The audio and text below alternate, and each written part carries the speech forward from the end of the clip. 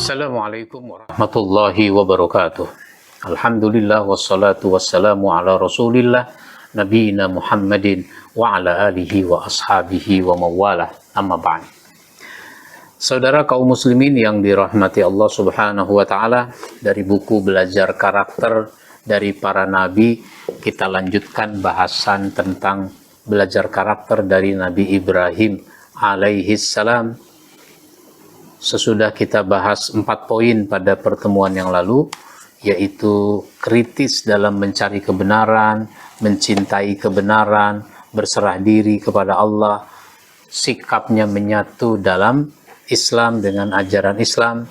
Maka sekarang yang kelima kita bahas, memiliki ilmu yang banyak. Nabi Ibrahim memiliki ilmu yang banyak, luas, dan cinta kepada ilmu. Karena itu ia mencarinya dimanapun ilmu itu berada, tanpa ada perasaan puas dalam mendapatkannya. Bahkan ilmu yang didapatnya menyatu di dalam jiwa. Jadi bukan ilmu sekedar ilmu, tapi ilmu membentuk karakternya menjadi bertambah baik, sehingga sikap dan tingkah laku disesuaikan dengan ilmu. Di dalam surat Shad ayat 45, surat 38, wazkur ibadana Ibrahima wa Ishaqa wa Ya'qub ulil aidi wal absar, dan ingatlah hamba-hamba kami Ibrahim, Ishak, dan Ya'qub yang mempunyai perbuatan yang besar dan ilmu yang tinggi. Nah, ketinggian ilmu itu diukur dari amal soleh yang banyak. Sehingga mestinya makin banyak ilmu, makin banyak amal yang soleh. Bukan makin banyak ilmu, ukurannya adalah gelar kesarjanaan. Lebih parah, ilmunya gelarnya banyak, ilmunya nggak banyak. Ada nggak? Gelarnya banyak tapi ilmunya tidak banyak. Kenapa? Karena orang sekarang senangnya mencari gelar. Gelar S1, gelar S2, gelar S3. Sehingga membeli pun dia mau, membayar pun dia mau. Maka ilmu yang didapat oleh Nabi Ibrahim digunakan untuk mengarahkan keluarga dan masyarakatnya agar menuhankan Allah subhanahu wa ta'ala dengan sebenar-benarnya. Di dalam surat Maryam ayat 43 disebutkan, ya abati inni qad ja'ani minal ilmi ma lam ya'tika fattabi'ni ahdika siratan sawiyya. Wahai bapakku, sesungguhnya telah datang kepadaku sebagian ilmu pengetahuan yang tidak datang kepadamu. Maka ikutilah aku, niscaya aku akan menunjukkan kepadamu jalan yang lurus. Nabi Ibrahim mendapatkan ilmu untuk menuhankan Allah subhanahu wa ta'ala. Ayahnya tidak mendapatkan ilmu, belum mendapatkan ilmu, makanya Nabi Ibrahim mengajarkan ilmu yang sudah didapatkannya kepada ayahnya, kepada masyarakatnya, agar bertuhan kepada Allah subhanahu wa ta'ala. Yang keenam, lulus ujian. Nah, setiap orang diuji, setiap kita diuji, maka kita harus lulus dalam ujian. Karenanya ujian itu dibutuhkan. Ujian itu dibutuhkan. Jadi jangan takut dengan ujian, kan itu kebutuhan. Dengan ujian menjadi jelas mana mukmin yang sejati, mana yang cuma sekedar pengakuan, ngaku-ngaku saja sebagai orang yang beriman. Maka Nabi Ibrahim diuji dengan perintah dan larangan. Makanya kita pun begitu, ada perintah, ada larangan. Itu dua-duanya ujian buat kita untuk membuktikan kualitas keimanan. Maka di dalam Al-Quran itu ada ayat-ayat yang dimulai dengan kalimat ya ayyuhalladzina amanu, hai orang-orang yang beriman. Dengan ayat itu ada perintah dan ada larangan. Jadi kalau ya ayyuhalladzina amanu itu isinya dua kemungkinan. Kemungkinan pertama adalah perintah, kemungkinan kedua adalah larangan. Nah, nanti lebih lanjut bisa dibaca di buku ini. Wahai orang yang beriman. Karena buku ini membahas 89 ayat yang dimulai dengan ya ayyuhalladzina amanu, hai orang-orang yang beriman. Di dalam surat Al-Baqarah ayat 124 itu disebutkan wa izibtala Ibrahima rabbuhu bikalimatin fa'atammahun qala inni ja'iluka linnasi imama qala wa min zurriyyati qala la yanamu ahdiz zalimin. Dan ingatlah ketika Ibrahim diuji Tuhannya dengan beberapa kalimat, yakni kalimat perintah dan larangan. Lalu Ibrahim menunaikannya, melaksanakan apa yang diperintah dia kerjakan, apa yang dilarang ditinggalkan. Allah berfirman, sesungguhnya aku akan menjadikanmu imam bagi seluruh manusia. Ibrahim berkata, dan saya mohon juga dari keturunanku. Allah berfirman, janjiku ini tidak mengenai orang-orang yang zalim. Begitu.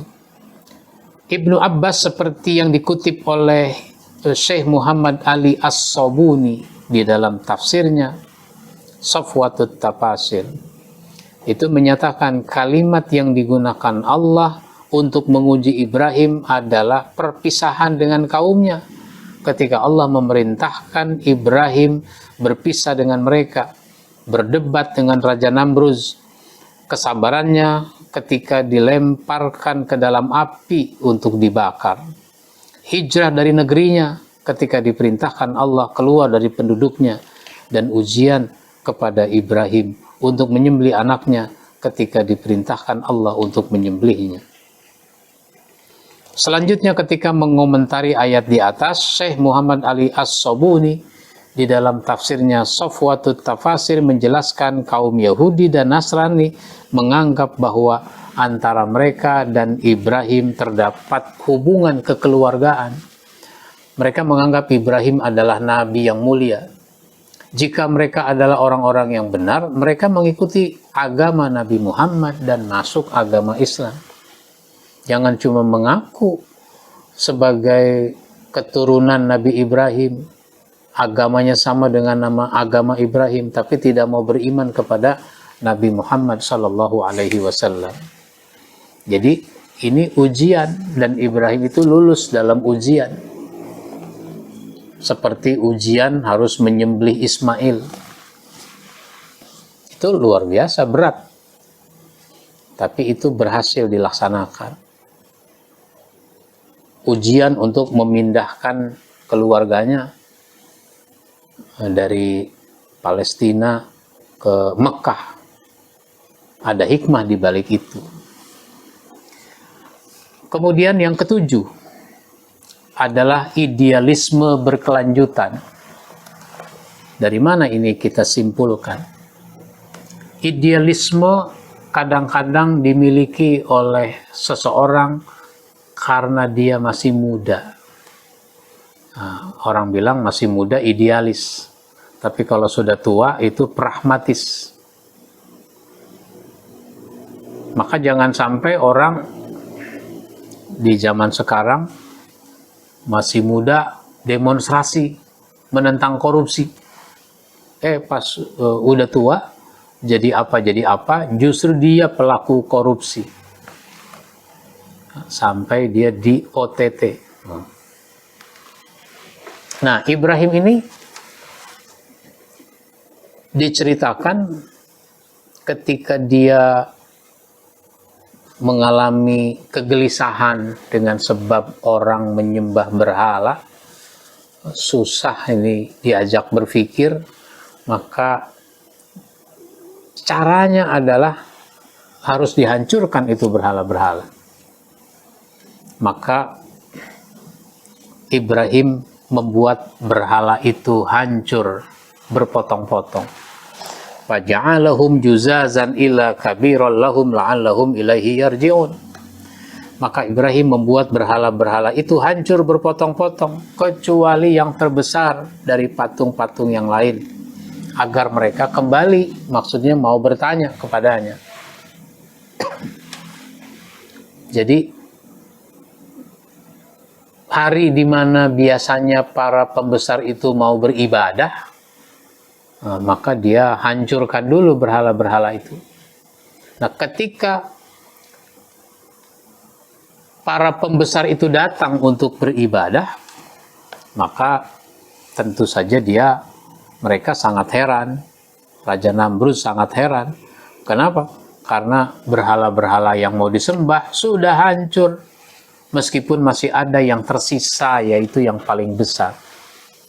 Lalu di dalam surat Al-Anbiya ayat 58-60 yang menceritakan masalah ini, Raja Namrud bertanya, "Man fa'ala hadza bi alihatina innahu laminaz zalimin." Mereka bertanya, para pembesar itu, ini siapa punya kerjaan menghancurkan Tuhan-Tuhan kita? Pelakunya adalah orang yang zalim. Raja Namrud yang zalim itu menuduh zalim orang yang menghancurkan berhala-berhala. Qalu sami'na fatan yazkuruhum yuqalu lahu Ibrahim.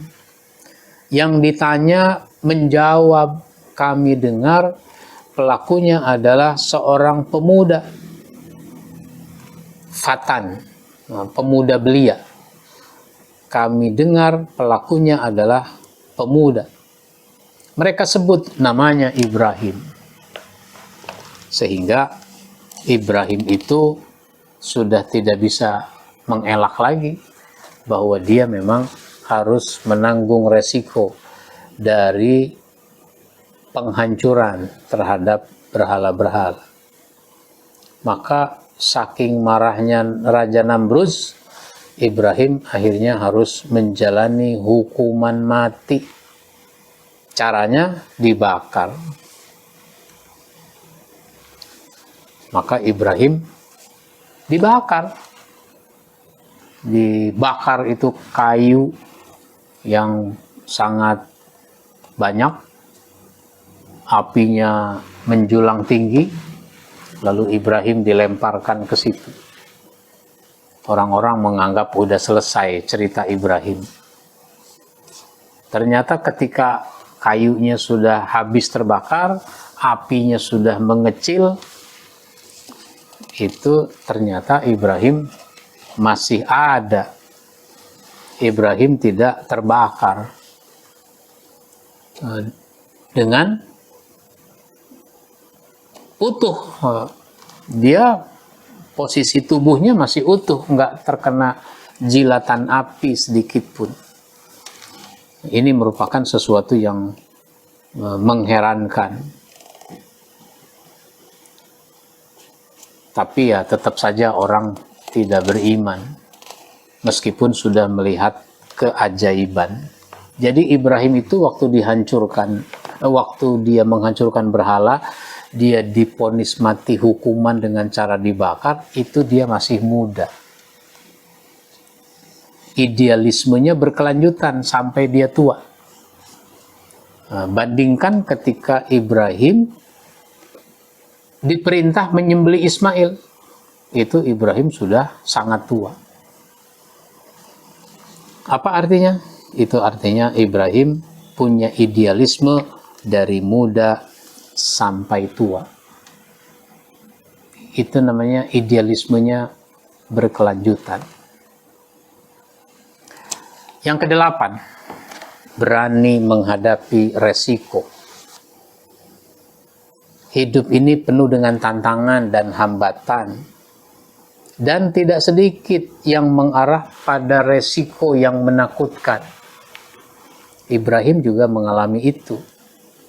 Dia berhadapan dengan resiko sampai dia harus dibakar hidup-hidup. Ingatlah ketika ia berkata kepada bapak dan kaumnya, apakah yang kamu sembah itu?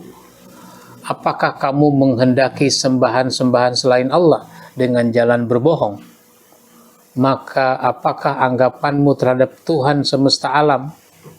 Lalu ia memandang sekali pandang ke bintang-bintang. Kemudian ia berkata, sesungguhnya aku sakit.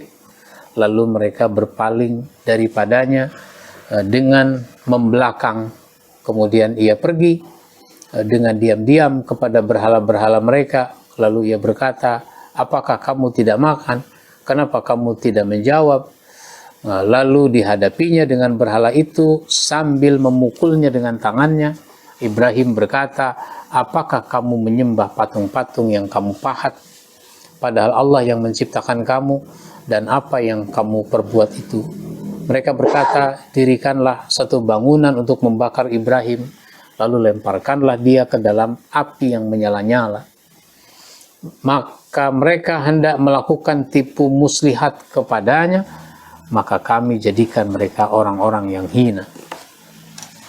Itu pertolongan Allah Subhanahu wa Ta'ala, karena Allah mengatakan, memerintahkan kepada api yang membakar Ibrahim, ya naru kuni bardan wasalaman ala Ibrahim. Wahai api, mendinginlah engkau, selamatkan Ibrahim, sehingga Ibrahim tidak terbakar sedikit pun. Ini namanya berani menghadapi resiko. Banyak orang takut menghadapi resiko karena resiko itu seringkali tidak menyenangkan. Padahal menyenangkannya belakangan sesudah resiko itu dihadapi. Menyenangkannya belakangan. Maka Ibrahim menyenangkannya belakangan. Dia gembira ketika ternyata dia tidak habis terbakar. Luka bakar sedikit pun tidak. Nah begitu. Insya Allah nanti kita sambung pada episode berikutnya. Sementara kita cukupkan. Wassalamualaikum warahmatullahi wabarakatuh.